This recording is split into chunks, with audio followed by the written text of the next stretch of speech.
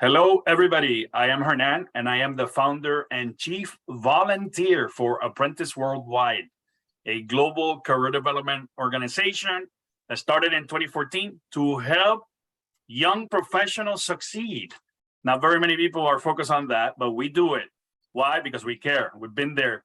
We suffered a lot right after we graduated college. People forget people after they graduate college, and we thought it was a good idea to bring to help them out. Okay. That being said, today is our FinTech Global Industry Group meeting. And by the way, we do these Global Industry Group meetings. We do them once every 2 to 3 months to gather people in the industry or interested in the industry. We had our marketing one, we had a technology, we have our wealth management, et cetera, et cetera. So we have around 15 global industry groups, and this is the FinTech group. So this team of executives are also volunteers. They help us from time to time. Some of them are associates or mentors in our global organization, and they also interact with people in other industries because they have great advice on how to move up in their career. So we're so happy to have this panel. And I'll introduce them in a little bit, but I want to introduce to you our head of marketing, Stephanie, which will give you a little gift for anybody that attended. Thank you, Stephanie. Yes, thank you. Welcome everybody tonight. We look forward to having you here tonight and learn more and connect with us globally. So you'll be receiving 2 books. We have Crypto Explained and Financial Intelligence. So I'll be sharing that in the chat. For the code is simply FinTech for free. Excellent. So those are financial theme books for anybody that is interested. So everything that we offer in Apprentice Worldwide is free. We don't charge any of our members or any of the mentors. So we do sell some books to try to cover some of the costs that we have. And also we do events. So eventually in the future, hopefully you'll get to meet us in some of our events. And we usually do a global annual conference, which we'll be having in March, and then some other fun events around the world. And without further ado, let me introduce to you our global executives, okay? And not in any particular order, by the way, so don't get insulted if I do one before the other, but all of these individuals are friends of mine, okay? Which I think they're awesome. That's just why I invited them to speak. I think the one that I know the longest career-wise is Saul. Saul is an executive at the Volante Technologies, and he is in charge of sales for Latin America. And he, long-term executive, good friend of mine. We share many stories. He also has a daughter in college, so we're suffering at the same time, right? And that happens. So Saul, welcome. You want to tell us a little bit about you? Thank you, Hernan. Yes, indeed, we've been friends for a long time. I've been in payments and in banking for almost 20 years, like 14 of them in Miami, where I had the pleasure to know Hernan. We are pals from several banking organizations that we had the chance to work together. And now, after many years, I am so glad that Hernan is doing this with Apprentice. Yes, I am in charge of the Latin American region for sales for a fintech company called Volante Technologies. And then I've been involved in the payments world for quite some time. Before Volante, I was country manager for SWIFT, which is the standard organization for cross-border payments in banking. And after many years of experience, at this point, I wish I had the opportunity of having a mentor to guide me and avoid many mistakes I did when I started my career. So that is one of the models that we have here with Apprentice Worldwide, and that is a good job that Hernan and the organization are doing, and we'll be here to try to guide you, to help you, to avoid the many mistakes that is a landmine out there, guys. That doesn't mean it's not fun, but if you can do it with the advantage of somebody guiding you, it will be much better for you guys. And thank you for having me here.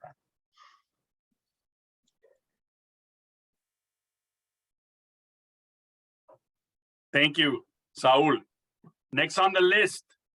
So I met, actually, this is a funny story, but Ian is a success story for us. So when Ian and I met, he was just starting in the business. I think you were in college still at that time, and we've hung out a lot at the beginning of his career. But then he went on to move on to bigger and better things, doing his master's. He founded a couple of companies. He expanded his global trade business, a wine business, from what I remember. And now he is one of the senior leaders at this fintech. So Ian, say something about you. Yes. I'm very happy to be here. And yes, I met Hernan. I was one of the mentees at the time. I wanted to find a mentor back then. And I was able to network a lot via Hernan and meeting other people. So definitely Apprentice has helped me. And I definitely want to give back. So that's why I'm here. And yes, as Hernan said, I've done a lot of things. I'll focus on what's relevant, I guess, for the fintech industry. But quickly, I was a salesperson at 17 years old. Did that throughout all my undergrad, selling wines, eventually launched my own company in the wine business. That's what I grew and eventually sold.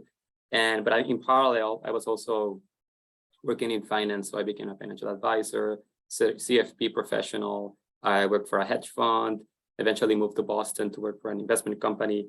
That's when I decided that I wanted to be an entrepreneur, did my MBA, started a company, created a liquor, and that went okay. But then got involved in venture capital. Through that, I met a lot of founders and eventually ended up in a startup. It's not my own, like I didn't found it, but still I feel like one of the founders because I worked with the founder. It was just me and him in the beginning. I helped him, grow the company. Eventually, he said, "Hey, Ian, I have a spot for you. Come work with me. I'll give you some equity." And it's a fintech company. We're trying to offer people that don't have access to credit. And we're doing this by basically approving anyone that applies. We have very low standards. And after someone applies, we teach them. We teach them how to manage their credit. Via completing learning modules, we give those people credit. The idea is to prove that this new model works, that you don't need a credit score, and hopefully we'll have our own score in the future and we'll able to underwrite people and de-risk people based on other things, not just a score. And yeah, I mean, that's where I am right now. Excellent. Well, you do know I love credit. Yes. That's one of the things I love the most. Not only because I was a credit manager myself, I ran corporate banking for Latin America for a bank. I ran trade many years, and I work for the Small Business Administration. So I love credit, right? and I'm in charge of the export activity for one of the regions. But yeah, I mean, I follow your journey on LinkedIn and obviously social media. And by the way, Ian, I'm so proud of you. Okay, you keep doing what you're doing, right? And this is proof that with a great attitude and great conviction and a little bit of help every so often. We don't take that much credit, but we give a helping hand when needed. And that's I tell people that this is a network, but I call it I like the word in Spanish, red, because it means it means a web that basically picks you up when you're down. So we do a lot of that. When somebody is trying to get up, we push them a little bit up, and then they do the rest. So thank you, Ian. We'll come back to telling us a little bit more about your business. Okay. Next on the list is, and by the way, this is in order of how I've met him. So Amable and I met in a few conferences, and now he's a good friend of mine. We hang out in New York City when I go there and visit some of the banks and some of the insurance companies. And he's in a marvelous fintech that is focused on global trade. And Amable, you want to tell us a little bit more about you? Sure, of course. Thanks for having me, Hernan. It's really a pleasure to share with everybody here. So yeah, right now I head up the sales efforts for a company called Comgo. Comgo is a global fintech company, It's really a consortium of banks and corporates. And the idea there is to try to connect basically everybody digitally, right? So easier said than done. It's a lot of hard work. It's like pushing the Titanic with a jet ski. That's how I like to describe it. But it's a lot of fun, to be honest with you, because it's very related to what I've been doing for many years. As Hernan said, I was involved in trade before my current role, working at this company. I worked at a private trading house. It's a company called Trafigura, which is basically a company that it's a private company, but they handle large volumes of oil and large volumes of commodities. So that was a nice experience. I got to live abroad. I spent a year in Mexico. I spent a year in Uruguay, 4 years in Uruguay, actually. My son was born in Uruguay. And before that, I specialized in banking and commodity and trade finance, structured trade finance. So I feel lucky because I got to meet a lot of cool people. Hernan is one of them. He's a guy that's always reaching out and doing things like this. And I hope, whatever I could do to give back and help out. Happy to be here and contribute however I can.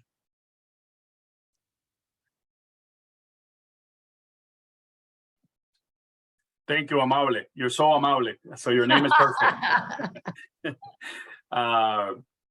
Last but not least, I actually met this juggernaut of a woman a couple of months ago, and she's not only a great inspiration to me with what she's doing. She's breaking glass ceilings everywhere, which is what I love. And she and I told her story about how my mom used to do that in the 70s, and she's taking it to the next level. Jahaira is a wonderful human being. Why don't you share a little? I know you're humble, but you want to share a little bit about you and how you started? Thank you for the invitation. It was a pleasure for me. Well, I'm an entrepreneur. I was a star when I was 27 years, 16 years ago. So you can mix and match and have my age. But I started immediately that I finalized my first MBA. I finalized the MBA here in Miami, my first one. And after that, I decided to start with the business, but the business in the financial industry. At that moment, I don't have any investment. I come back to Puerto Rico to start with the business, but I decided to start with the business that provoke and establish to managing the purpose. What was the purpose at that moment that is continue and is still the purpose is give the access to the people to improve their credit and change their financial and credit payment behavior, and then access to the credit, democratize to access to the credit, not for use for consume, not just for consume use, mostly for invest and increase their income. So I started a company with a little bit technology in 2006. Imagine when the word fintech almost do not exist, it was related but not exist like that. The word of entrepreneur or entrepreneurship and startup and innovation was new, but it's the same thing, people. It's the same thing that with 20, 30 years ago, 40 years ago that we're doing right now.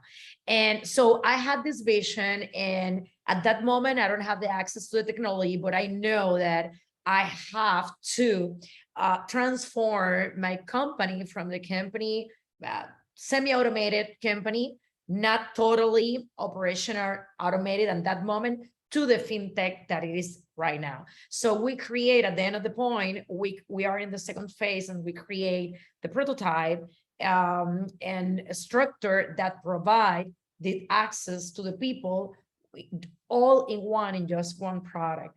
This product improve their credit, give the access to multi loans, and also push and managing the transformation in their financial and credit behavior in automated system.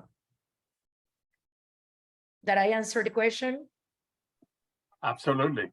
Absolutely. Great. Well, I'll ask you more questions about the business in a little bit, but I appreciate you being here and contributing directly with our associates. We don't call them mentees, by the way. We call them associates because we feel that they are, professionals just at a different stage that we are. That's it. That's why I don't call them we call the global mentors, but the associates, I call them associates. The apprentices, by the way, are only people in college.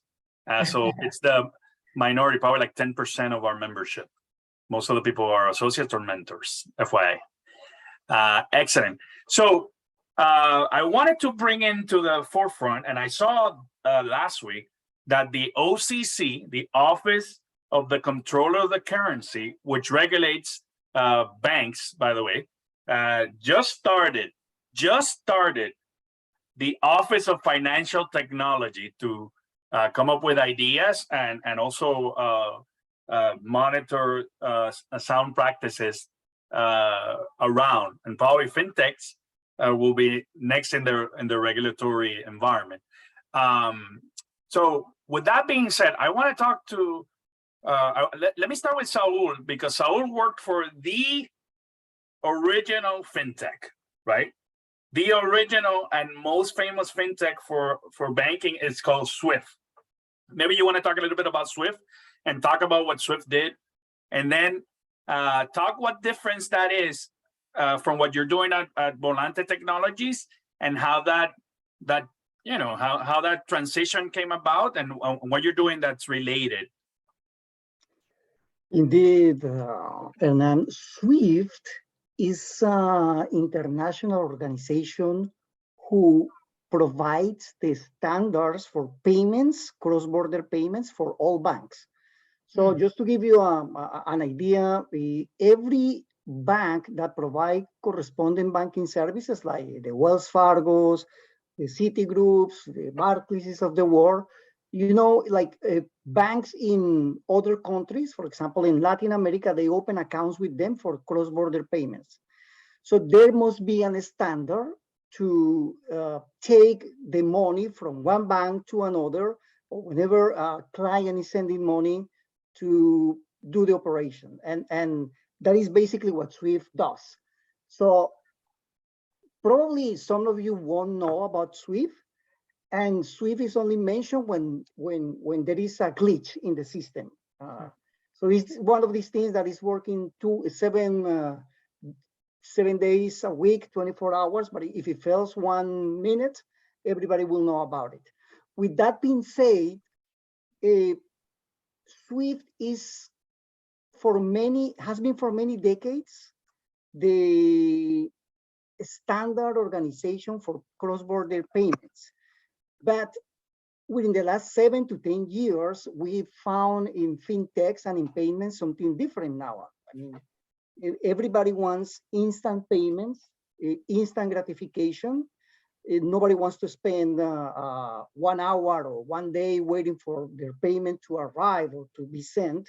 So what I do in Volante Technologies is to bring the banks to the new technology. So basically, there is a gap between banking as we know it now and the new technologies. And what we do is to work from the technology standpoint with the banks to be able to fulfill that gap and having new technologies. So now we're talking about APIs, instant connections, rails like Visa, rails like Ripple. We getting into new territory, which is blockchain. Usually, if like 2 or 3 years ago you were talking about blockchain, everybody will associate blockchain immediately with Bitcoin and other things.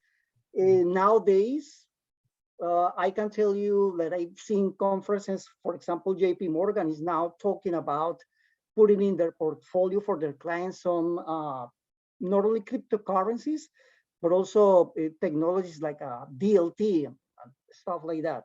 And as we speak, central banks, including the Federal Reserve in the United States, are working in having a coin or a cryptocurrency to manage the US dollar. So all this ecosystem that we see around the things that are happening in new technologies, DLT, blockchain, APIs, instant payments, Visa getting into the payment rails, MasterCard doing the same, Ripple doing the same. So all of this happening around us is what we know now as the fintechs. And just to give you an example, if you remember, like, I am an immigrant, right? I am from Colombia. I came to this country like many, many years ago, and the only way to send money to my homeland was usually in Western Union.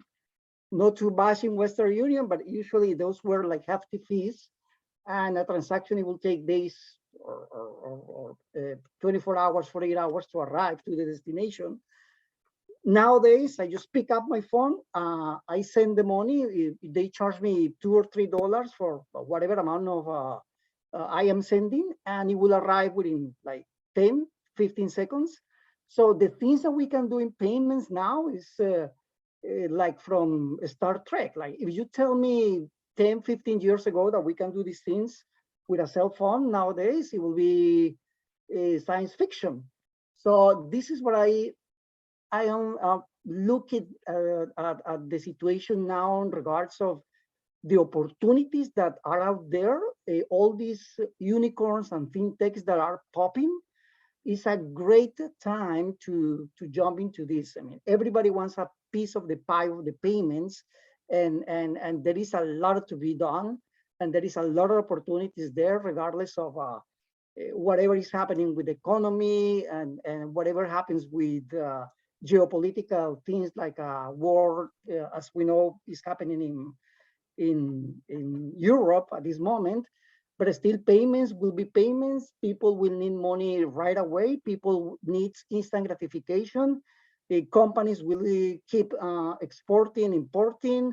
Money will be moving around as long as we exist. So with the uprising of the technology, I think it's a great opportunity career-wise and for people coming into this field to participate and to engage and to profit.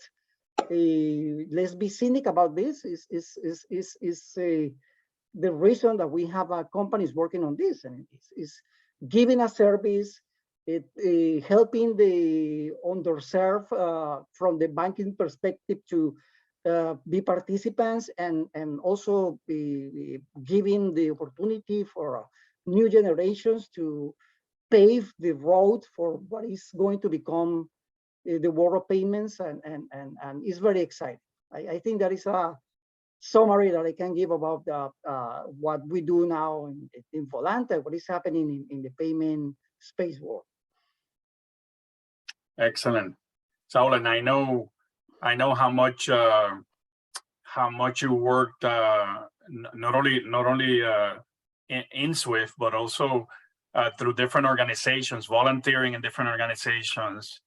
Like Felabon, and participating in Felabon and industry events. What are you seeing? What are you seeing out there in the competitor space that you can share in Felabon? I know you're going next week to the Felabon. By the way, Felabon is the Federation of Latin America Banks. They have an annual conference in Guatemala. They normally do one in Miami or in the US and one in another country. And this holds 2,000 to 3,000 bankers that participate. And I've been going since 1994. And Saul and I meet in these events all the time. But what are you seeing different than what you used to see before? Well, it's more of the same, to be honest, Hernan. The same is that the trade of money keeps happening, and basically events like Felabon is the venue where banks from Latin America looking to expand the relationship with banks in the United States and Europe find a common place, right?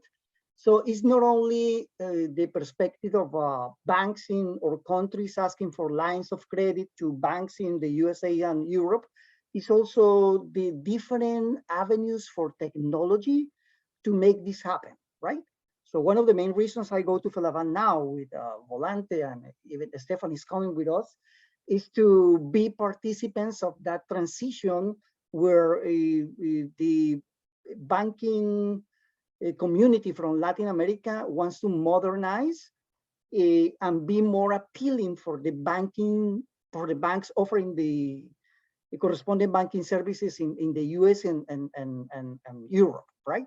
It's also a great opportunity. It's a great opportunity for networking.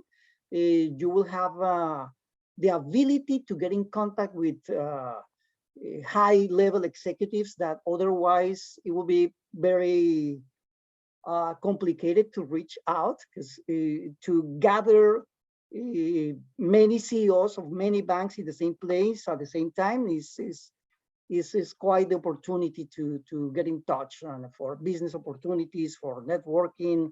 I've seen people being able to grab job opportunities, not only business, from these events, and also it's a great venue for the banks to share experiences one with each other. I mean, all the banks are in a competitive environment, but nevertheless, they speak to each other to see what they are doing in the tech space. And that is what is going to be happening in Felaban this week. Yeah, I'm jealous. I miss that. Sure. I know a guy that's going to Felaban also, Amable. And Amable, obviously you have experience in different organizations, corporates, as well as banks and fintechs. But maybe tell us a little bit about what you're doing now at Congo. And by the way, Congo is not Congo with a C, it's Congo, Komgo, just in case. Although we love Africa, one of my favorite continents, and we have representatives here from Africa. But Amable is actually in charge of the Americas activity in Latin America, right, Amable? So why don't you share a little bit more about Congo? Sure. And yeah, so I was raising my hand because I look forward to seeing you there this weekend and next week in Guatemala. Yeah, so we look at it from a slightly different perspective, but fundamentally the same worldview, or very similar worldview to Saul, right? We're trying to get large organizations, banks. So if you think of complex organizations, you have governments, and then you probably have banks right behind them, right? In terms of complexity and size. And then a global corporates to change behaviors, which is enticing to us, right? Everybody here has technology in their lives. We're all communicating via Zoom right now. But when you talk about applying and bringing that change, it requires a lot of change management to these large organizations, and it's very complex. So you have to, establish a use case. So in other words, provide a clear reason, a clear rationale of why the technology should be used. And then you have to convince the users, right? Again, way easier said than done. So if I show you something, you say, wow, that's cool, it makes sense. Another thing is to have the bank, pay or the corporate pay for doing so. And yeah, Felaban is one of the events that we attend. And ultimately, what we're trying to do is to have very complex transactions be rather simplified. So if you talk about an export of a good, right? In the middle of that, there's a million things that happen. From the time that you receive your computer, right? There's a lot of different components that are made in many places in the world. But one of the fundamental aspects of international trade is a document called a letter of credit. So the letter of credit is something that's handled by banks, handled by corporates. And we try to do is digitize that along with many other processes that are involved in different ways of dealing internationally. So depending on what your payment terms are, you have something called an open account. And that's when one buyer that has a little bit more trust is able to buy something at 30, 60, 90, 180 days. We try to digitize that process. We try to reduce the overall use of email. So basically building different channels, if you will, for corporates and banks to deal with each other. as well as protecting documents, right? So that you're able to extract data directly from any document in any system. We do build APIs, so that's another keyword that I will mention. And it's basically applications that talk to each other and that are able to transmit information to one another. And we do that bank to corporate in an international context. So I'm responsible for the United States, also LATAM. And what's fun about what I do is that I visualize myself building the network. So when I talk to a client, I visualize what that corporation or that bank will do with its counterpart abroad. That, for me, you could call it geeking out, but that's what makes it fun for me. That's what makes it challenging for me, right? And knowing that I used to do those things at a corporate, I used to do those things in a bank, and it was very manual, a lot of Excel, a lot of email. So just knowing that a person down the road will do things differently, that's something that, you know, it brings me joy and motivates me to keep on doing what I do. Well, it is a lot of work, and obviously I've been involved in these activities, trying to integrate enterprise systems with banks from companies, and it's very, very complex when you're talking about volume of documents and complexities of locations, regulatory environments, you name it, right? Very complex. So I feel you, my friend, but it's the work that has to be done to create the pipes and the skeleton for the future growth. I remember when I worked at B of A, they had just sold, B of A bought Bank Boston and then decided to sell the Bank Boston franchise to Banco Itaú. And then guess what? When they sold it, all the multinationals started complaining that they didn't want to deal with a Brazilian bank for their US activity in Latin America. So guess I was the beneficiary of that because they hired me to do that, to start over the global trade business. And it was a lot of work trying to put all the, between starting with legal opinions to see what document we can buy, what document we can sell, how can we endorse a promissory note or a draft, or how is it accepted, whether an invoice is a legal tender, right? And then you add the trade documents into the mix and having paper-based and scanning them and doing certain things, but stopping at others. So a lot of legwork that's being done by companies like yours. I know ITFA, the organization that I'm the chair for in the United States, does a lot of work with the ICC as well to try to innovate in that space. And we have around 60, that's also how I met Amable. We have around 60, 70 fintechs at ITFA. That's all they do, create the pipes for the future. A lot of work. So I commend you. All right, so we're back to credit, which I told you that I liked a lot. But I guess Jahaire has been involved in the business for a little more time, and then we'll compare Ian later on with after Jahaire speaks on what different things you're doing and similar things, right? So you guys can compare notes. But I'll start with Jahaire. By the way, both of them are Puerto Rican, fellow Puerto Ricans, which I love to see my compatriotas here, Boricuas al Poder. So Jahaire, tell us about your companies, not one, but many. Well, I have to create, when he say many, and I'm sorry for my English. If you don't understand something, ask me without any problem. But let me to explain when Hernan say about the companies.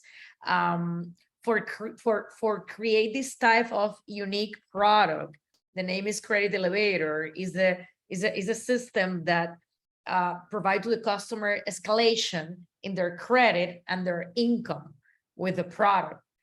Once finalized with the program, it's a credit accelerator program. But for doing that, I have to create multiple company in the same umbrella. One company for credit repair in USA, the name is Credit Repair. The industry in Puerto Rico is credit rectification. We have to create a lending company for provide microloans. We have to create the insurance, general insurance agency for provide insurance, because part of the product includes some insurance that cover the customer risk in some areas. The point is, based in that, we have to create all of this type of company ecosystem for complete this vision in this product design. But at the end of the point, we sell just one thing, is the product, right? So the product is other ecosystem, and the technology is other ecosystem, because we have to create a technology for provide services for all of those company, all of those products just in one place. And the third step with third phase with this technology, we create technology integrated with Salesforce, right? Native with Salesforce to provide this push, but this power. But the third phase is transfer the centralized system in decentralized financial system in holding the same platform. So we have to work with blockchain for the third phase. But how this impact the customer credit, because we're going to the B2C, we're going to the customer directly. Our customer is a B2C customer, is the customer directly. So we're working on it with the personal credit of the people, right? So we're working with the personal credit, but we have to work at the same time with their behavior. So this product, the purpose of this product is transform their behavior during the process and viabilize, have the customer better oriented to get or have the access to the loan, and with some secure return of this payment guarantee. Well, so I mean, it's a lot of legwork, right? A lot of I would say hand holding of the consumer to be able to improve their credit, and the different components that are related, and therefore I know how complex this is. I guess let me hear from Ian how different or how similar it is to what he's doing with Arrow. And by the way, I was making fun of the other day because I said it's ARRO and I said Arrow. No, it's Arrow. Go ahead, Ian. If we ever expand to Puerto Rico, which I want to do, people will say Arrow, and it's completely fine. But to answer your question, actually, yeah, Heidi, I think at the core, what both of us are doing is the same, because what Arrow is trying to do is prove that we can change the behavior of people, and that someone that would be otherwise denied by a credit card company, if we approve them and we try to change their behavior by completing activities and learning modules through a couple of months, we can prove that that person was a responsible, spender. So I would say that at the core, it's kind of similar, right? We want to help people. We want to educate them on credit, and in the long run, allow them for better credit terms, higher loan, lower interest rates, etc. But I mean, Hernan, you want me to talk about what I'm doing? Want me to keep it up more? No. Talk about you, and I mean what you're doing. Yes. So it's very interesting because I mean, with Jahairi, like she's founding a company, but a lot of the topics have been like very like macro, kind of like banks and statements. And I'm here like literally inside the startup, and I'm meeting with the developers one day, understanding how to make the product better, understanding the needs of the market, like who's our target market. And I always think about my fellow Puerto Ricans, like what do they need? I mean, eventually when we get them as customers, what should we offer them? And that's very cool. And then the next day I'm with the marketing team, just, okay, how do we translate what the developing is doing in the product? How do we explain it so that the customers will understand it and will trust us? Because I think trust is the hardest thing right now, especially in the Latino market. Our product is not focused on the Latino population, but we expect a lot of our users to be Latinos, and that's one of the reasons why I'm here. And I wanted them to have me working on this. And that's where I sit, honestly. I sit between marketing and development. I'm the growth. I'm the head of growth. Basically, a position that I came up with because I'm just trying to see how we grow the company, right? How we get to those users, how we make the product better, understanding the problems out there. And the cool thing is that since the product is not ready yet, I mean, we're going to launch February 1st. There's still some things that we could do. So I'm just really trying to make it better for everyone. And how do we make those interest rates low at the same time? Stopping, like, we want to stop the predatory practices that exist in the market right now. And so, yeah. Amazing. Excellent. Amazing.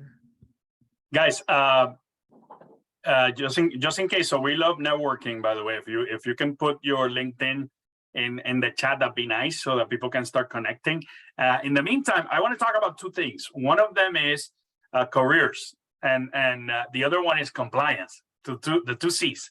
But let me talk about compliance first, just because I guess I have a buddy here, Jairo, who loves that, and he came to say hi to us. But compliance. So I just told you that the OCC just created a fintech division to basically monitor the activities of fintech. And I know friends of mine that were the head. So actually, Dario Fuentes, who's one of the heads of Santander Fintech globally, he's also a mentor. He was the head of PayPal for Latin America.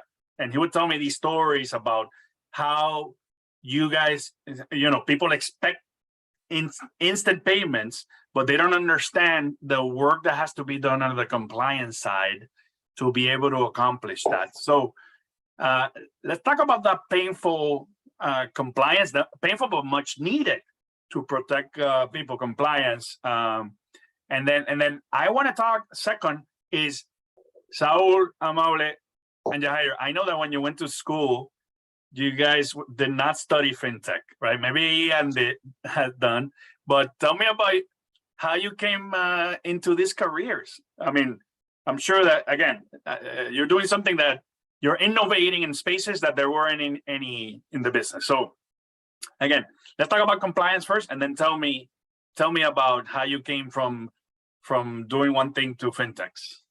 Okay, Saul, starting with you, and then at the end I'll go to Jairo, just because he's here. Thanks. Well, something I didn't tell you guys is that before I was in sales, I was a compliance officer for many years for Citigroup and for Barclays. And eventually I became an accidental salesperson. And Jairo Namur, who is here, we had the opportunity to work together in SWIFT, and the transition from compliance to sales, it was quite interesting, to be honest. So for some of my former colleagues, I just stepped into the dark side. And but just being serious, what Hernan is mentioning regarding the new office for compliance from the OCC regarding fintechs is something that we were expecting, right? Within any banking or payment activity, there is always regulations that need to be fulfilled from not only the government, but also social responsibility. But I think the trick of the trade is to find the perfect balance where you can still do business, but you can be also social and legally responsible, not to overstep within your activities to do something wrong, right? So every financial institution, every payment fintech that is coming out there is gonna be, or is already subject to regulations from the compliance perspective, and it's something that we have to live with it, right? Not only because it's the right thing to do, but it's also because we need to protect the franchise for which we work, right? If you work for a bank, if you work for a fintech, if you need to protect your company against any possible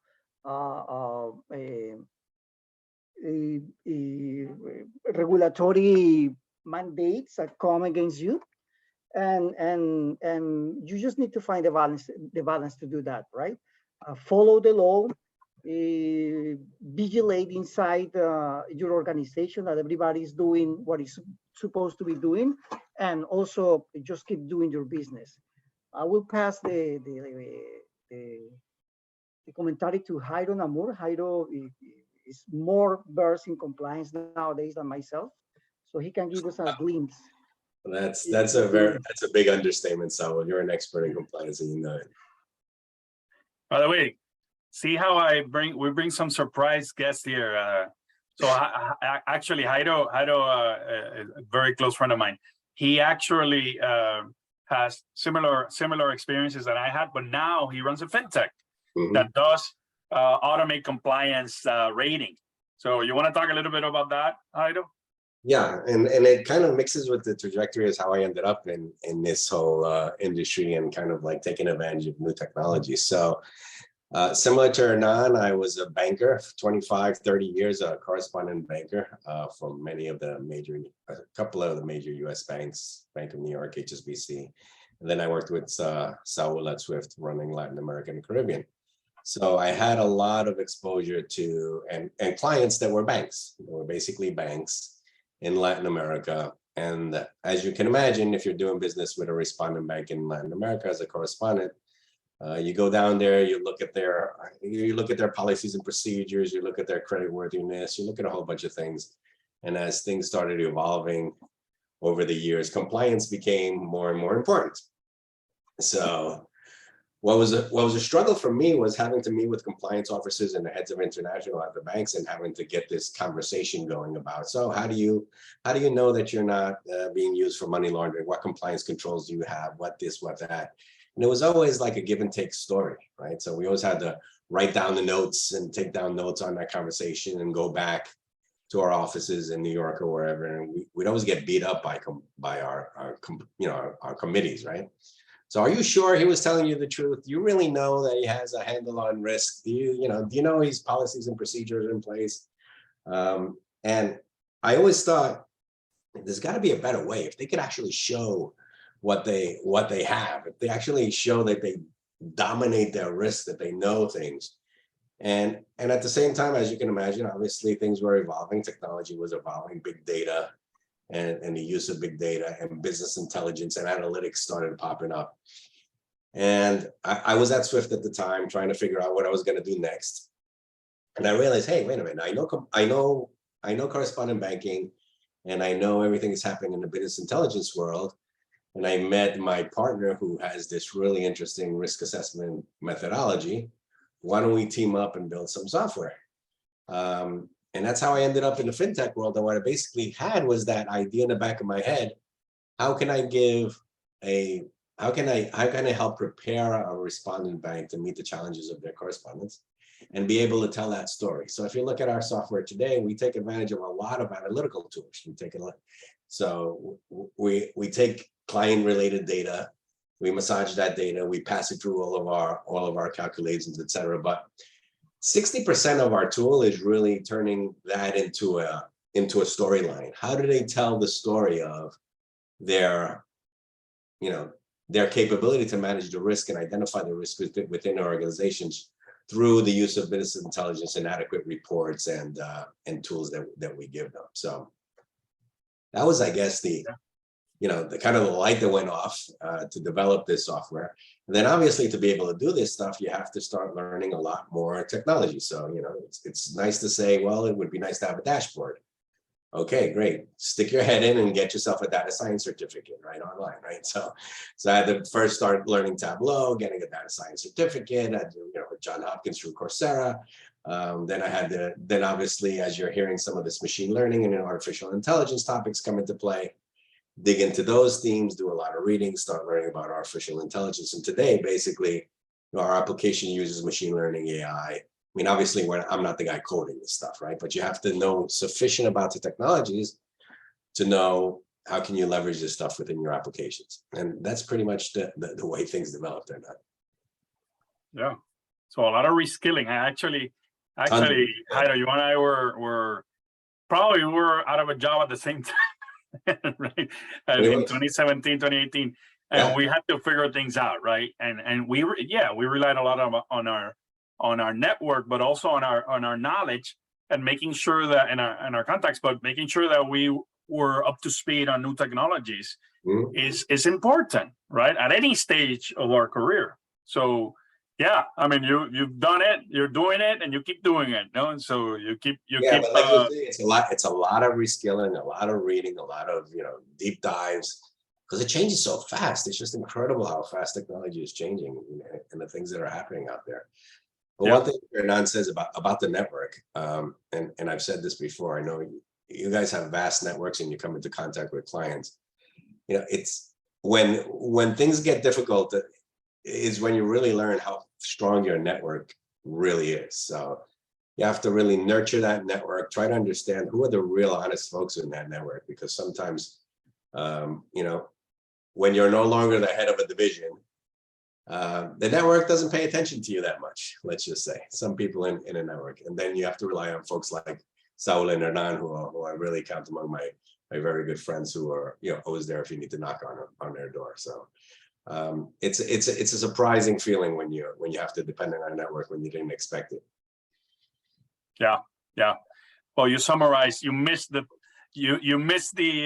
beginning, but I was gonna ask these 3 questions, and you answered the 3 of them at the same time. So I appreciate that. Okay. And you'll see later on the recording what the questions were.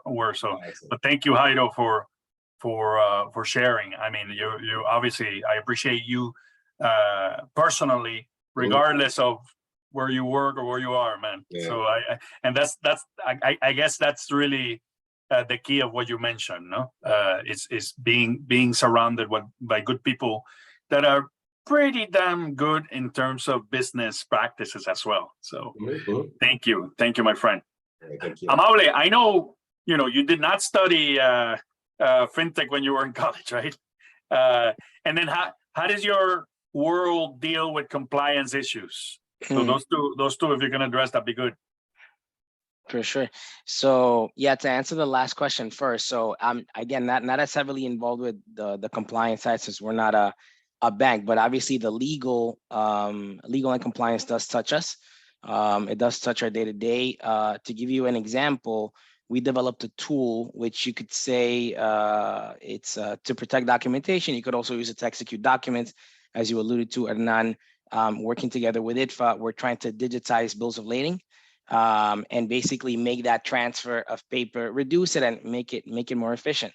In the US, we're all familiar with DocuSign. Everybody's very comfortable signing electronic documents. And even some of our clients in Europe, banks that are shareholders, even being a shareholder, we still have to go through multiple levels of compliance, some of them taking up to 2 years for a bank to accept a legal signature. Again, that's how bureaucratic and how tough it is in terms of compliance. And even though you have a technology that would enable you to transact more efficiently, you see that the regulations are not up to par. They're not there yet. So when you look at a negotiable instrument, you could think of any document that gives you the right to get the money, right? To own a good or get the money. And Hernan is smiling because he knows exactly what that is, right? Only 6 countries in the world allow for the transfer of title under electronically, right? So there's a big framework called MLETR, so the Model Law for Electronic Transfer of Rights. And this year, actually, it's expected in 2023 that it'll become law in England.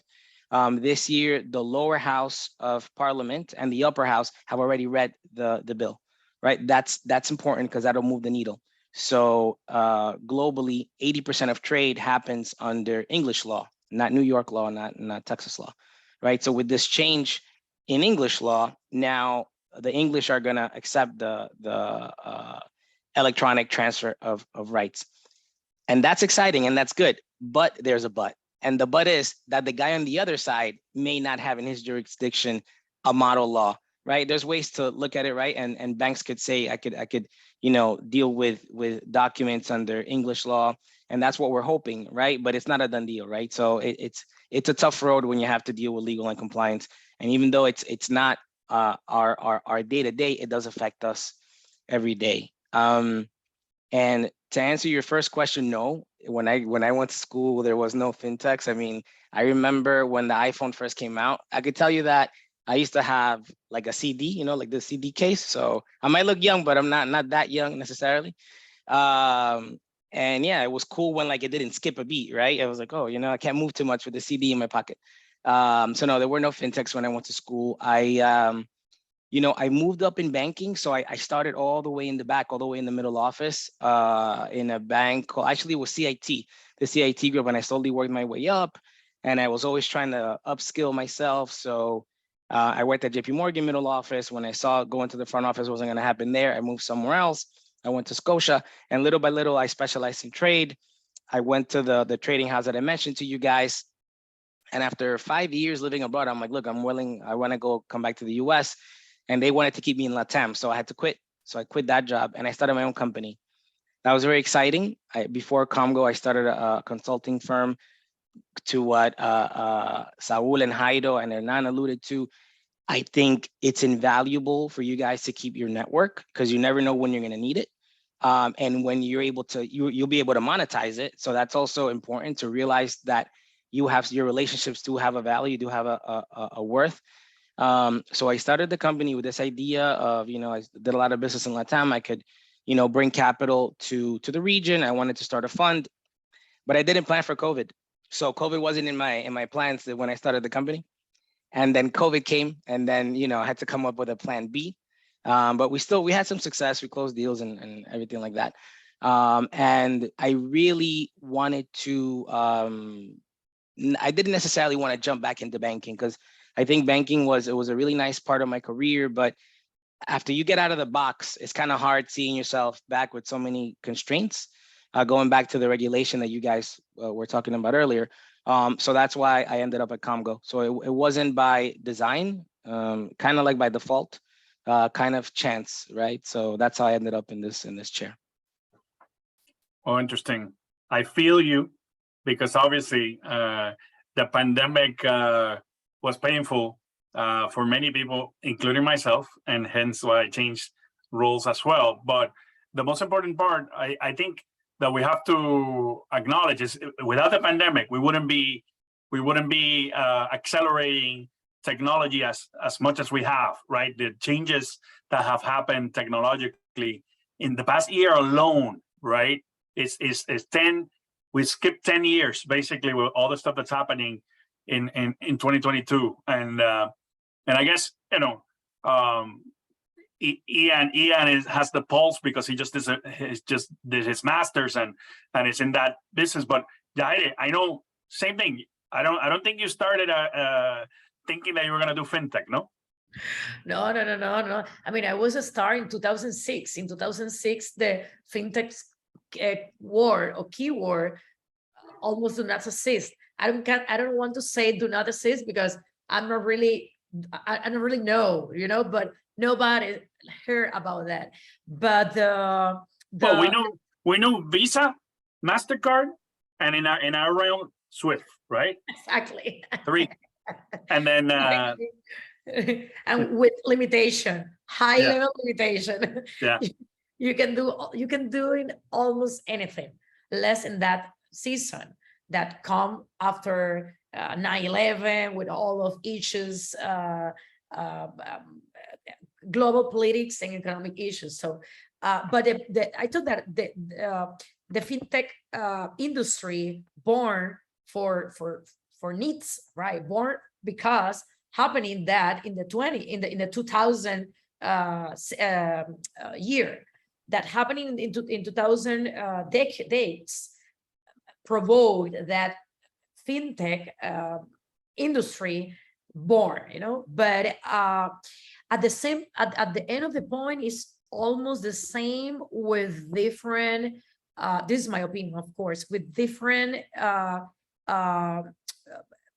access in compliance, of course, with opening more to do something that in the past they're supposed to happen, but nobody give the access, especially with issues in Washington and the matter in Washington.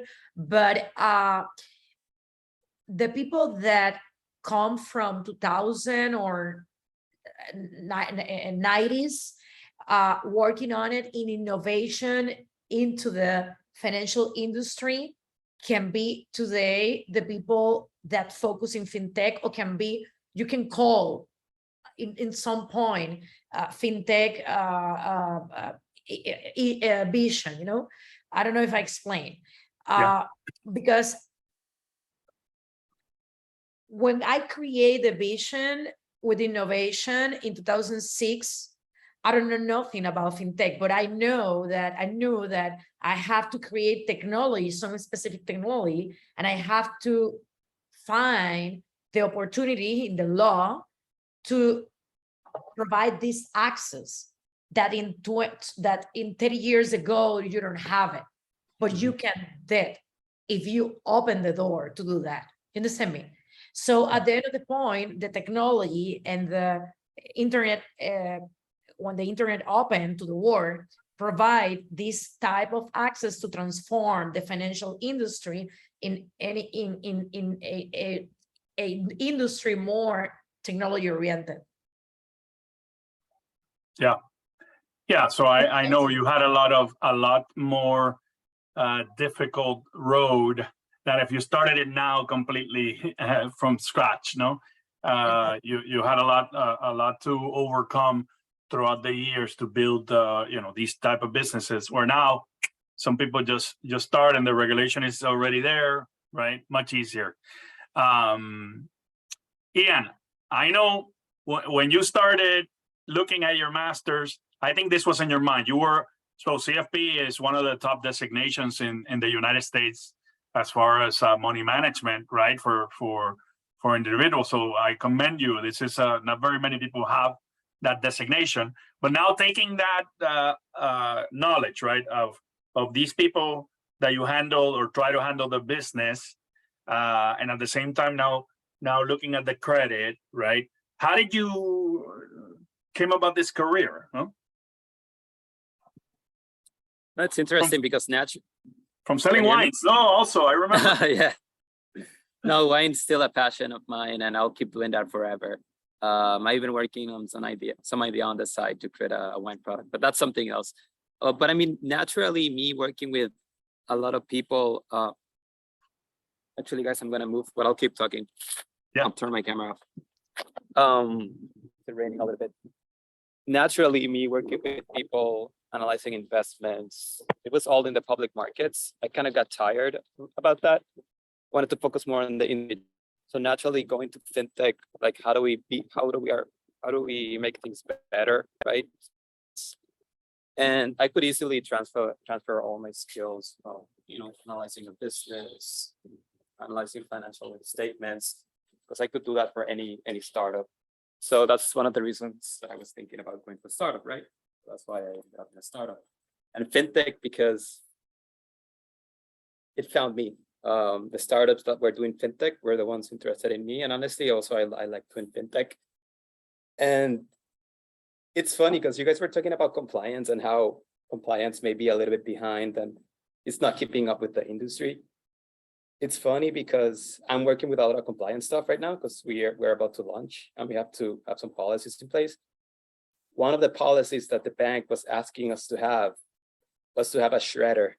They were like, "Oh, can you take a picture of the paper shredder and send it to us?" And we were like, where are we living in 2090, like in 1990? So we're like, we don't have a shredder, like we can't comply with that policy. We don't have paper. We basically work remote. But that's one of like the shift in the industry, how you see it happening like from the inside. But fintech for me, it's gonna always exist. You can always make payments better. You can always invest better.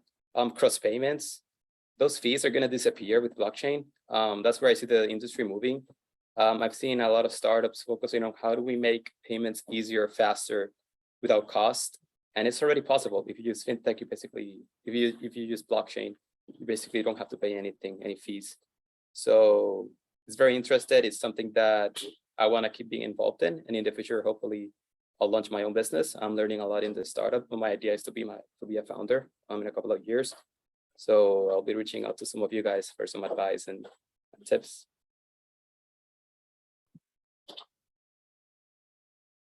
Yeah, so interesting, right? How, or you're talking about the the shredder. By the way,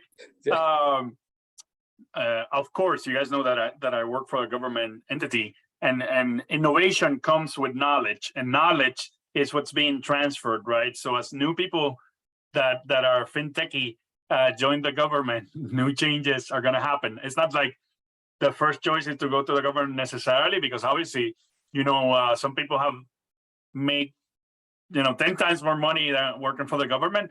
But when you're trying to do the right thing and changing and innovating, sometimes you need to look at yourself and go, am I a harbinger of change, or am I going to just allow for things to stay the same? And I think all of you, without exception, are doing things that are creating change, right? And that's why, by the way, I put the space theme in the background, because you're innovating, right? You're innovating in the space that was a dinosaur. So I commend you for taking these steps where other people just decide to stay in the same thing, you know, over and over. So excellent. So I want to do, we have a couple of more minutes. I want to bring the team. So anybody that has their camera on that wants to ask a question, or if you want to ask a question, you need to turn on your camera, introduce yourself, and hopefully that way you network with our team as well. Most of them are team members of Apprentice, but anybody has a question? So you want me to pick on people? I know Carla had a question. Hernan, I looked terrible. So she is not ready, but she loves networking. I know Carla very, very well. So we'll go back to you. We'll give you a chance. So no question from you now. Okay. Anybody else? Chris, are you in a place where you can come out? Arthur. Man, you guys No, are, I'm actually I can't right now. You guys are give me like horrendous. 5 minutes. You guys are horrendous in networking, by the way. Oh, horrendous. That's why you need good mentors, okay?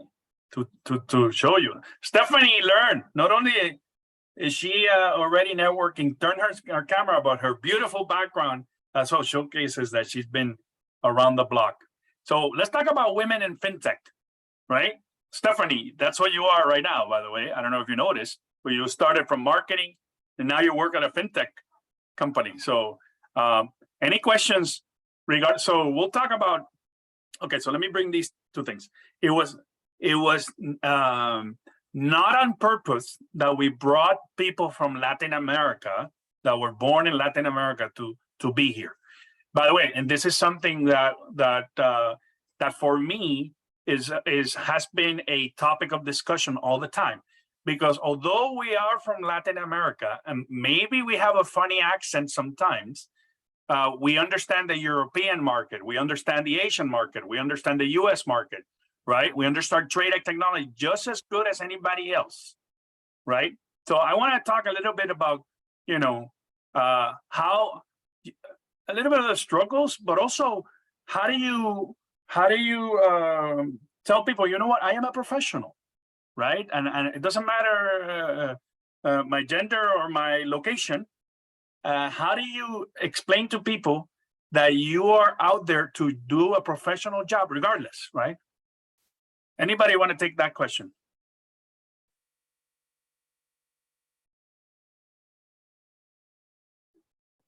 I mean, I can start not from a female perspective, I guess, but from a Latino in LA, like everyone is American here. If that's cool. Yeah.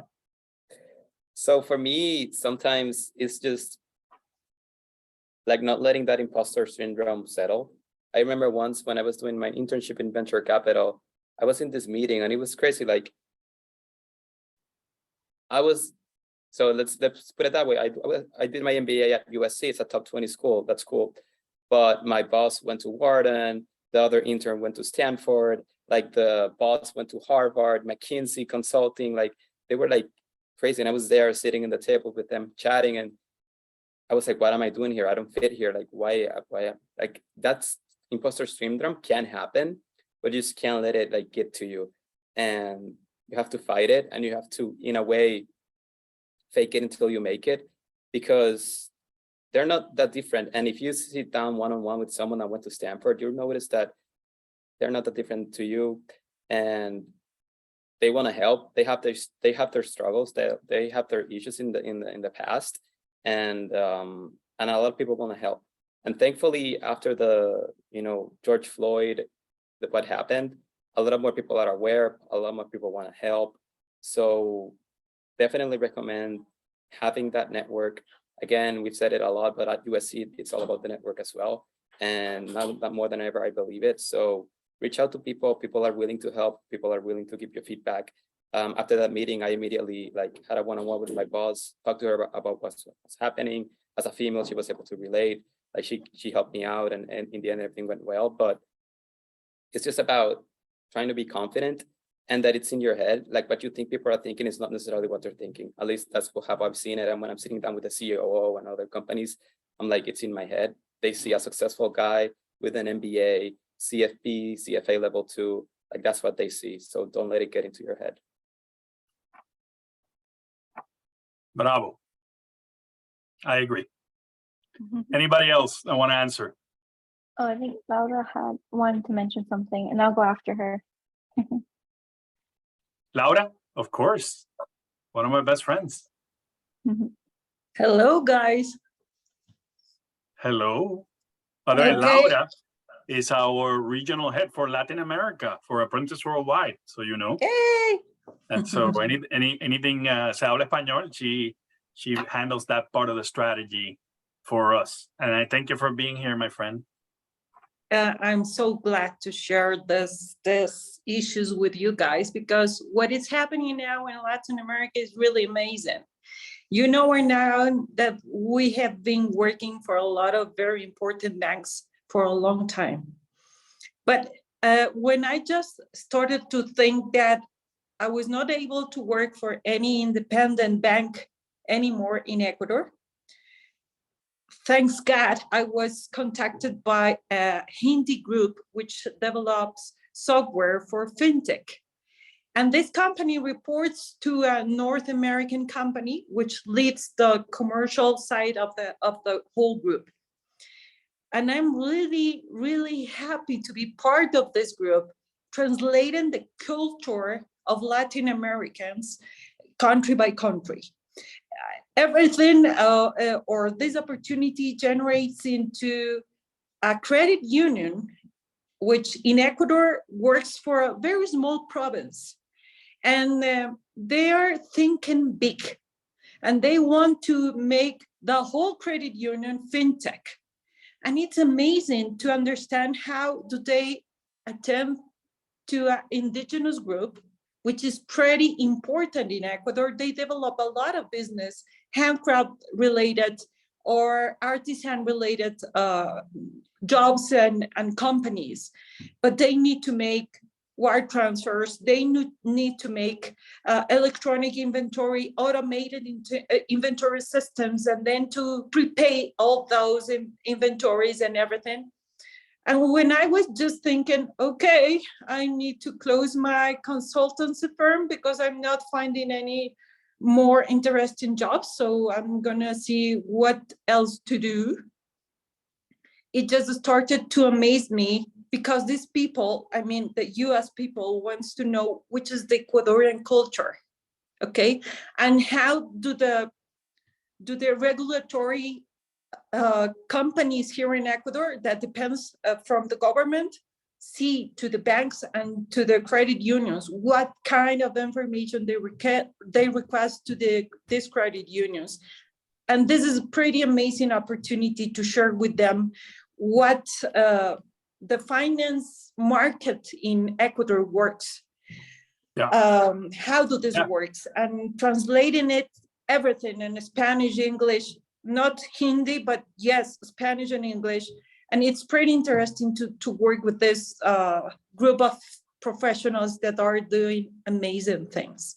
So I By the way, wanted to share if we that. need to translate Hindi, we Prakash, I saw Prakash who's in India, from our team in India, one of our mentors. So you know, the power of our network, right? Yeah. And again, Ian had touched upon it. He paid for it with blood, sweat, and tears. Yet, you know, we provide it to our young professionals as a means towards accomplishing the same thing, which is become successful. I guess I didn't want to skip the questions of some other people, but you say, Stephanie, who else had a question? Anybody else had a question? Well, I was just going to mention relating with women in fintech, but since with time, anybody has questions, feel free to, you know, ask. Don't be afraid. There's no bad question. That's how we learn. I do have a question. Okay, great. Andres. It's for Amable, I think. Carlos. So you said something along the lines that you started your consulting business when COVID was starting, and then Before it, yeah. right before, and then because of COVID, it kind of became a little bit difficult. But that once you had kind of gotten out of the box, it was hard to jump back in. So what did you do? Like, what is your position now? Like, I didn't know the name of the company, but I'm curious because I resonate with that, and I want to know how you. Yeah. So and what I meant, and thanks for the question. What I meant was out of the box. Once I got out of the banking world, right? Because it's you sometimes you change your, like, events happen in your life and you change your chip, so your worldview changes, and things happen to you.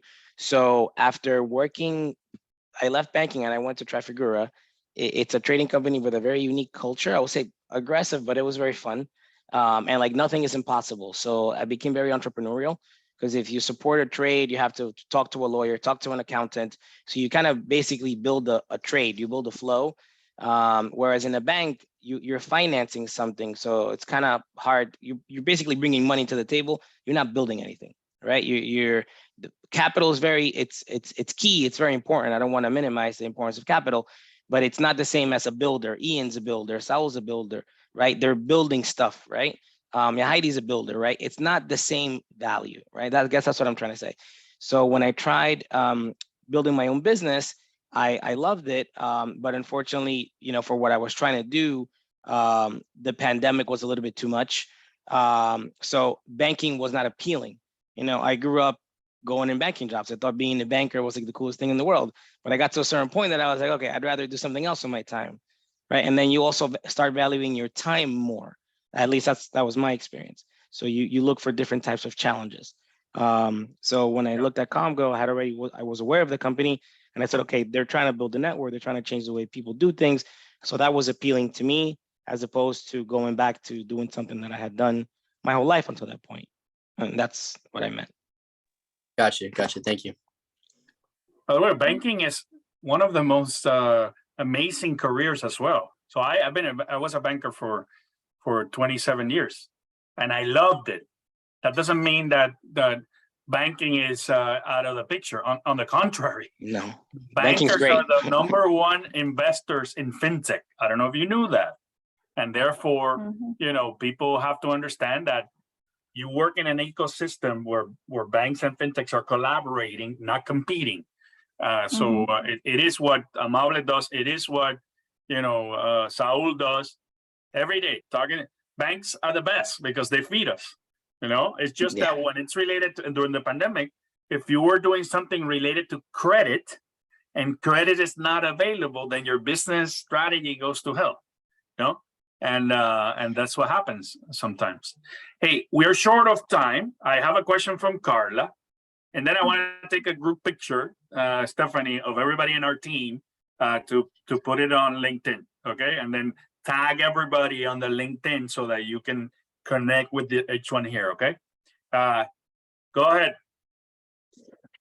Thank you. It was nice meeting everyone. So my question is not like directed to anyone specifically, so anyone can answer my question. So fintech is a pretty new industry for me, and you guys did a great job defining financial technology. Therefore, as an aspiring marketer, I wanted to know how you were able to advertise your companies, recruit candidates, or simply explain what fintech is to others, just like you've been doing in this Zoom session. Thank you. Yeah, so that's a great question. So fintech is financial services is the hardest thing to sell, because with Coca-Cola, you show the bottle and that's the product, right? Or the iPhone, but you're selling something that doesn't necessarily have a product, right? A body. So how difficult is it, and what are you doing?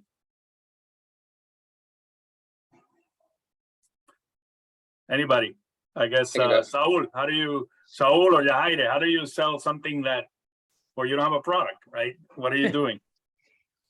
It's like the insurance industry say that they sell papers. When you improve the credit or create a credit or build a credit, you sell hope, financial hope, right? Financial dreams, financial access to achieve their financial goals. But it's more emotional than pragmatical, right? Because realistic, the people doesn't have in their hand credit. This doesn't have in their hand the coverage for insurance.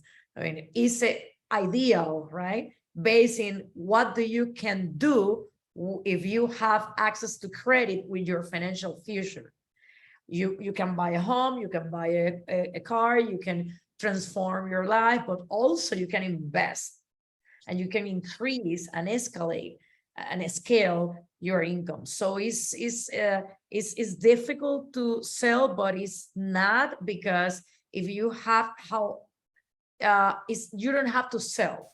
You have to give it the access, give it the solutions, because at the end of the point, fintech opened the door for transform and achieve the people's dreams. So when you give to the people the opportunity to achieve their dreams, you don't have to sell nothing. You have to do that. Yeah, amazing. So so branding and positioning the brand to a more modern take. Like I look at Jairo now, that has this background with RiskRadar. So RiskRadar, right? So he obviously did a lot of research before putting this logo in place. So financial technology companies, obviously their logos are slanted, not so much boxy, things like that.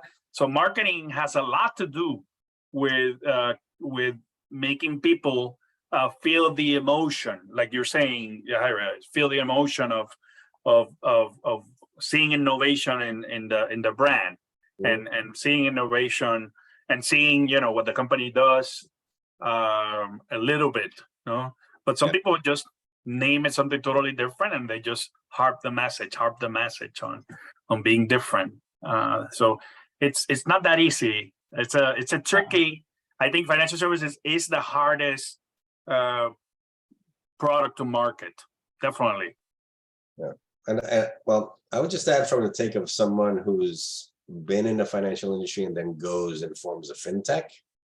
I think what typically happens is when you're working for a major corporation, well, that's the brand that you work for, right? So it's really easy to open up doors when you're knocking on the door and say, I'm JP Morgan, would you like to speak to me when you're going down to Latin America? Yeah, there's no issues around that. They'll open up the door right away. But I think what you always have to take care of is your personal credibility, because when you go anywhere, that's what you're taking with you. So you're taking with you is your name, your credibility, your honesty, and all that comes together. So when you actually open up your fintech and you're just working on a minimum viable product, and you think it's the solution for the market, and you're looking for somebody who's going to trust you as their beta client, what gets you through the door and gets you that first client is that old, the old regard that they had for you, that trust that they had with you, the willingness for them to give you a shot, right?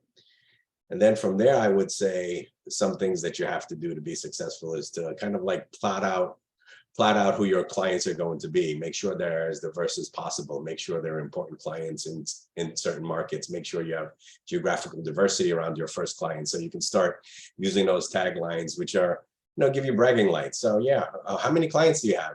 Instead of saying 4, you can say, well, we have 4 in 4 countries, or we have several clients in several countries. Right. Once you say several countries and several clients, it sounds different than, I have a couple of clients, I have a couple of banks. And, that allows you to use some language that makes you actually seem a little bit bigger than what you are. But it's the result of an intentional geographic strategy to focus your marketing efforts in different places. Yeah.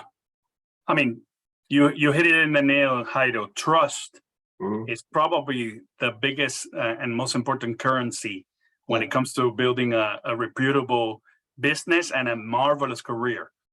So if you screw it up early, you're going to have a hard time doing many things. But if you are consistent, you're trustworthy, you deliver service, you have a good attitude, all these things are going to take you further than just being a money-hungry young person. I was a money-hungry young person. And at 26, I had I had to think things twice. My dad passed away, by the way, when I was 26, and that's the reason why it shifted my mentality completely to making sure that I build relationships with good people, with good mentors, and that changed my life and my career. And I'm able to give back by doing that.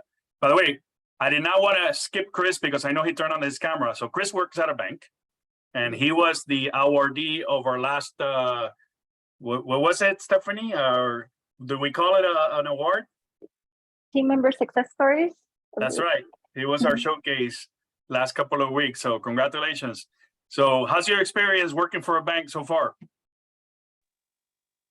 Good. And it was good to hear everyone's stories, because it seems like, everyone's had that financial experience and that background to start off their career, and then, kind of transferred into that fintech space. And so it was good. It was good to attend this, but yeah, so far it's going great. And, starting working my way up, and happy to be here. Well, like I told you, Chris and everybody here, that's how Ian started. Just like you, at Apprentice Worldwide 7 years ago when I met him, and look at him now, right? He's a phenomenal example. And Stephanie as well. She works at a fintech, kicking butt with Saul. And she's, who would have thought that she would have gone from marketing to fintech and having fun, in Guatemala, instead of me being in Guatemala, she's being in Guatemala. So I'm glad. I hope you guys take a picture. Amable, Saul, Stephanie, okay? When you're together, because Yahaira and I are going to take a picture and send it to you guys as well. But listen, I'm very grateful for you guys, and I do not want to.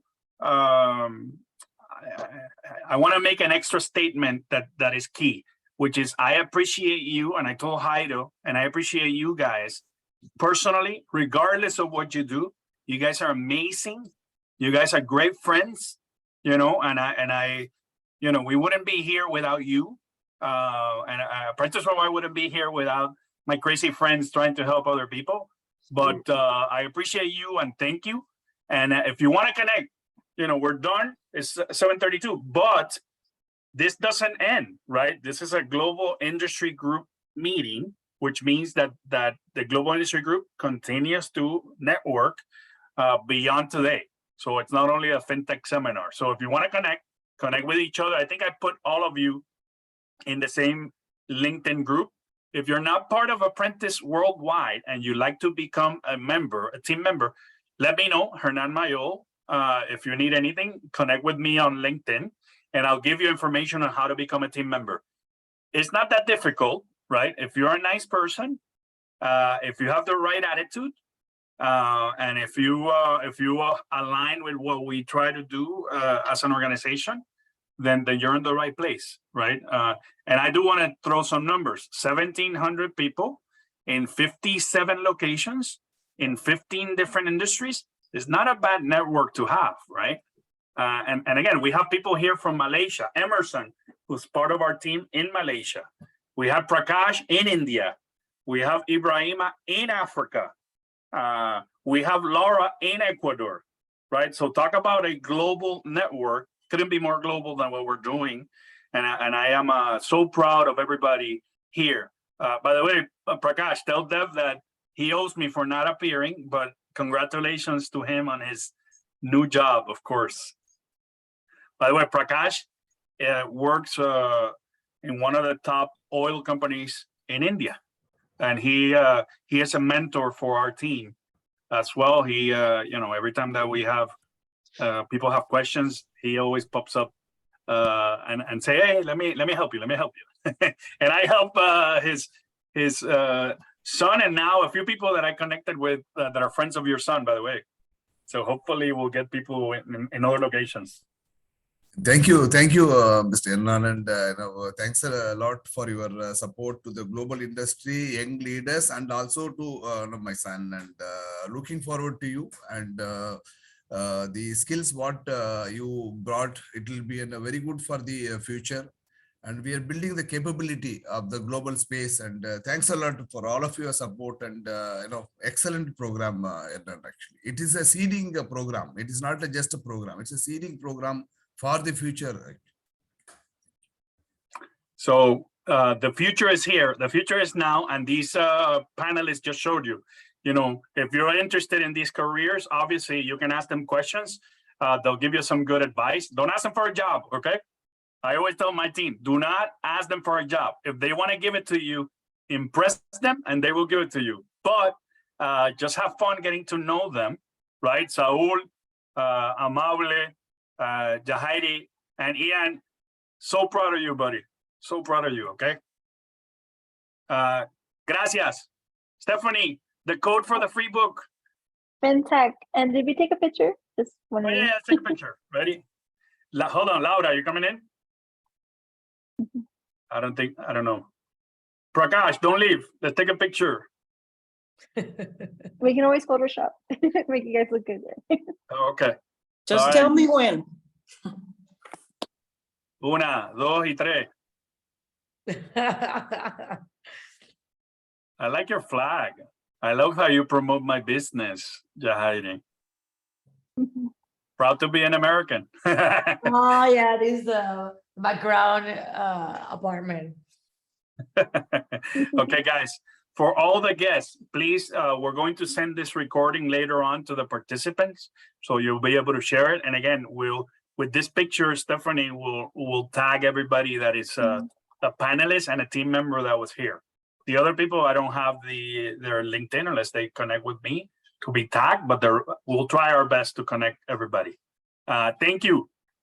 Thank you, everybody. Buen viaje en Guatemala. Thank you.